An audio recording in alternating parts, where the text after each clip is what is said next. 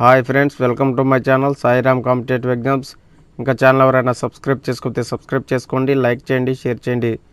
ఈరోజు ఉద్యోగ వార్తల గురించి తెలుసుకుందాం. టెట్ దరఖాస్తు గడువు 20 వరకు పెంపు.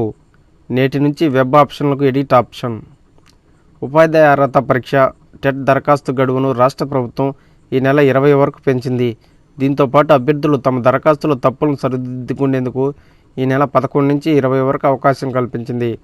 టెట్ దరఖాస్తులకు గతంలో నిర్దేశించిన గడువు బుధవారంతో ముగిసింది.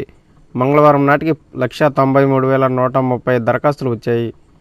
గత సంవత్సరం సెప్టెంబర్లో నిర్వహించిన ఈ పరీక్షకు 2,91,000 మంది దరఖాస్తు చేసుకున్నారు. దాంతో పోలిస్తే ఈసారి దరఖాస్తులు భారీగా తగ్గడంతో ప్రభుత్వం అభ్యర్థులకు మరో అవకాశం ఇచ్చేందుకు గడువు పెంచుతున్నట్టు నిర్ణయం తీసుకుంది. వచ్చే నెల 20 నుంచి ఈ పరీక్షలు ప్రారంభం కానున్నాయి. ఉమ్మడి రాష్ట్రంలో 2012 నుంచి తెలంగాణ రాష్ట్ర ఆవిర్భావం తర్వాత 2015 నుంచి ఉపాధ్యాయ అర్హత పరీక్ష నిర్వహిస్తున్నారు. రాష్ట్రంలో ఇప్పటివరకు దాదాపు 2.5 లక్షల మంది టెట్లో అర్హత పొందారు.